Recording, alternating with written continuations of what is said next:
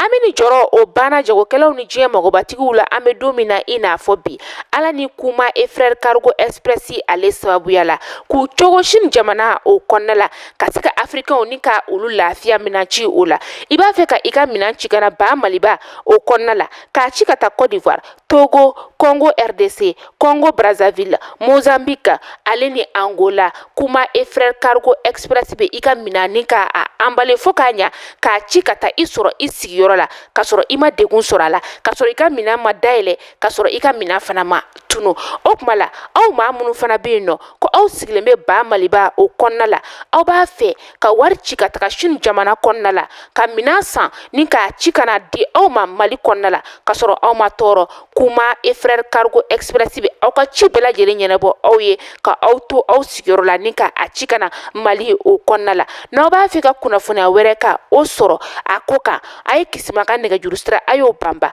0086 13 72 80 20 264 kuma ale ka nɛgɛjuru sira 0086 18 52 02 14 547 mali la yan nɔ Boubacar Kane ale ka nɛgɛjuru sira 78 44 44 42 Mamadou Jabi ale ka nɛgɛjuru sira 71 86 86 02 kuma e frère cargo express ka i to mali la yan nɔ ka wari ci ka taa sini jamana kɔnɔ k'i ka ci ɲɛnabɔ olu de bɛ se ka o k'aw ye damu ani lafiya kɔnɔna la o kuma la a y'u ka nɛgɛjuru siraw banba walasa aw bɛ se ka lafiya minan ci ko la cogoya min na.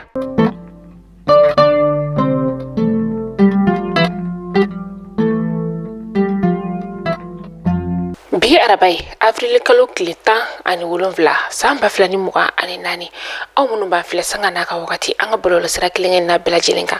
mali kɔnɔ yan ka taa se mali kɔ kana ma an bɛ aw bɛɛ lajɛlen fo aw ka wagati o cogoya la kunnafoni ale waati selen ne a y'aw bisimila.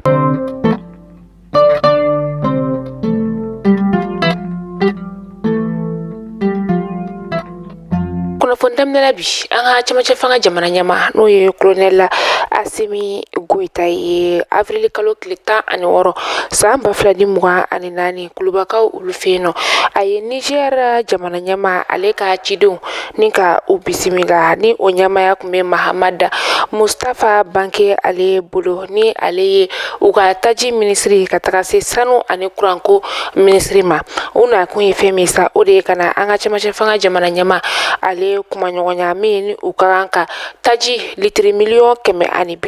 ni ka o de feere anw ka jamana o ma walasa an ka kuranko koɲɛ olu bɛ se ka nɔgɔya cogo min na u bɛna a litiri ni k'a di an ka jamana ma se wari dɔrɔmɛ 6 ani a kunkan fɛn.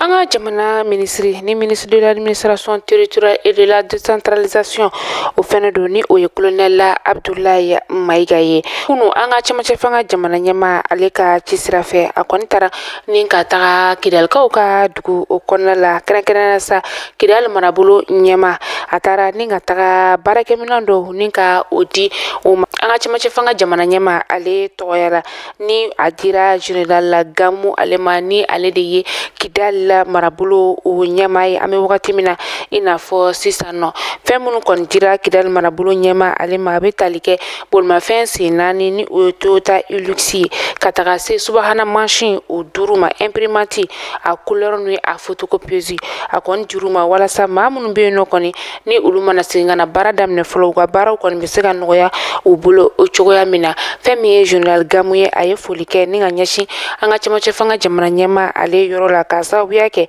ko nin wagati in kɔnɔna kɔni bɛɛ b'a dɔn k'a fɔ jamana ale bɛ lahalaya min kɔnɔna la k'a hakili kɔni bɛ Kidal la kosɛbɛ. Ministre bɛ yen nɔ ni ale ɲɛsinnen bɛ an ka jamana ni jamana wɛrɛ kɔɲabɔ olu ɲɛnabɔli ma ni o ye Abdoulaye Diop ye ka taga se an ka ministre bɛ yen nɔ ni ale ɲɛsinnen bɛ an ka jamana sɔrɔladon kɔɲɔ olu ma ni o colonel Sadio Kamara ye ni maa fila ninnu kɔni bisimila la fɛn min ye jamana ɲɛma min bɛ yen nɔ ni o ye Mauritanie jamana ɲɛma ye a ka palais o kɔnɔna la a yirala k'a fɔ ko nin ministre ninnu kɔni taa kun ye an ka cɛmancɛ fanga jamana ɲɛma n'o ye colonel Asimi Goita ye ale ka ci kɛrɛnkɛrɛnya ni ka taa ka t'o ɲɛsin Mauritanie jamana ɲɛma ale ma. An ka waribonso syndicat olu ulu kɔni y'a yira k'a fɔ ko tun kelen don ni ka baarabila ni ka o boloda n'o bɛ tari kɛ lɛri 72 baarabila o kan u kɔni y'a yira k'a fɔ o baarabila in kɔni u y'o a ɲɔngiri an bɛ wagati min na i n'a fɔ sisan nɔ k'a sababuya kɛ kumaɲɔgɔnyaw kɔni tɛmɛna u ni ɲɔgɔn cɛ min ni bɛnkafɔ kɛra fɔlɔ an bɛ wagati min na i n'a fɔ sisan nɔ o kɛra kunu avril kalo tile 16 san 2024 Amadou Ba ale ye kunnafoniya ni ka o cari k'a yira k'a fɔ ko ni wagati in na kɔni u y'u ka baarabila ni ka o ɲɔngiri. Aloko intermalien ni o ye maliendenw ka sigi ka kuma ni ɲɔgɔn cɛ tɔmɔtukaw olu y'u ta kɔni ni ka o daminɛ u ka sigi ka kuma o kɔnɔna la sa bɛɛ ani kelenya kumaw kɔni o kɛra a fanba ye ka tɛmɛ maliendenw olu ni ɲɔgɔn cɛ a kɔnɔna sa nisɔndiya caman bɔra a kɔnɔna la ko wa tuguni fɛn min ye gɛlɛya min bɛ u ka sigidaw olu kɔnɔna la u ye kuma falen kɛ u ni ɲɔgɔn cɛ o gɛlɛya olu la walasa ɲɛ bɛ se ka sɔrɔ o gɛlɛyaw la cogoya min na. Kunu avril kalo tile 16 san 2024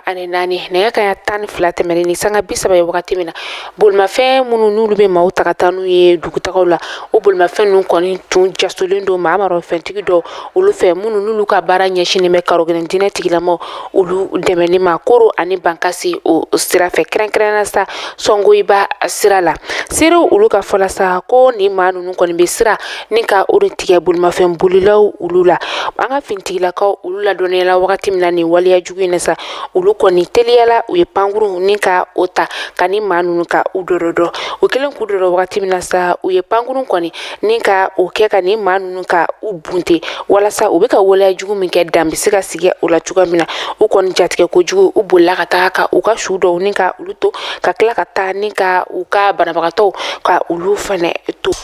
bolimafɛn minnu ni olu jɛsɔrɔ u fɛ sa o bolimafɛn ninnu kɔni bɛɛ lajɛlen o labilala foli taara ni ka ɲɛsin dugulamaw olu ma ka tila k'a yir'u la k'a fɔ k'u ka to fintigilakaw olu kɔ n'u ye waleya ni waleya min bɛnta tɛ u ka fintigilakaw ni ka olu wele.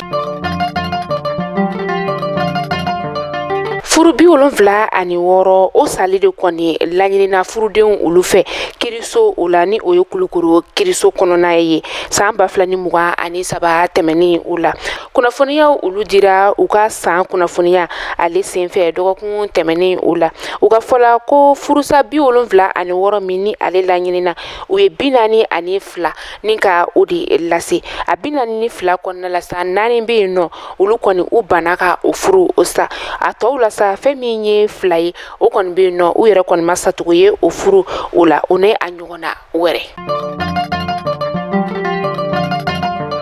An ka dulaci kɛnɛ min bɛ yen nɔ ni ale bɛ wele ko Mamadu Konate ale kɔni lakurayara an ka cɛmancɛ fanga jamana ɲɛmaa ale fɛ ni o ye kolonɛli Asimi Goyita ye u ye a baara kɔni ni ka a kolomo kari a kɛra nɛgɛ kanɲɛ 15 tɛmɛnen ni sanga 30 ye wagati min na. Ka kɛ ni kuranko gɛlɛya ye an ka jamana o kɔnɔna la yan nɔ fɛn min ye kuranbaaralaw ye ni o ye manatali ka taga se felu kuranbaaralaw olu ma olu y'a yira k'a fɔ ko u bɛna tile 2 baarabila ni ka o kɛ min n'a kan ka daminɛ sini alamusa o la manatali ni feeru baarakɛlaw olu kɔni ka baara ɲɛsinnen bɛ OMVS o de ma u y'a yira k'a fɔ ko n'u ka laɲiniw kɔni olu ma sabati baarabila in kɔni u bɛna a boloda baarabila min a sɛbɛnfura bila kabi avril kalo tile 2 tɛmɛnen min ni u ka laɲini kɔni o ma ta bala u y'a yira k'a fɔ ko u ka laɲini ye kuru 22 de ni dama don a kuma la dɔ bɛ fara u ka baarabila ale kuntagala kan. An bɛ taa kɔkan kibaru la yanni an ka kunnafoniya an ka o datugu sa fɛn min ye Senegal la jamana ɲɛmaa ye ni o ye Basiru Jɔmaye Fayi ye ale kɔni ye a sen bɔ a kɔnɔkɔrɔ kunun ni ka taga bɔ ɲɔgɔn ye ka o kɛ muridiw ka kalifa général ale ye ni o ye Seri Nɛmutaka Basiru Banke Tubakaw olu fɛ yen nɔ nin ye a siɲɛ fɔlɔ ye a ka i sen bɔ a kɔnɔkɔrɔ kabi a kɛra u ka jamana ɲɛmaa ye wagati min na ni bɔɲɔgɔn in kɔni kɛra nisɔndiyaba ye u ka kalifa ale bolo min ni a ye duwawu don kɛ ka ɲɛsin fanga ale ma. Mali kunnafoni jabarani na jabaw aw kulo garisɛgɛ de kɛra nin kunnafoni damadama ye bi ni k'a da kelen-kelenna bɛɛ lajɛlen kulo kan n'Ala ma ka jɔn na aw ni ɲa bɛ ɲɔgɔn sɔrɔ sini inshallah kunnafoni kuraw olu kɛnɛ kan aw k'an bɛn don n'a nataw la.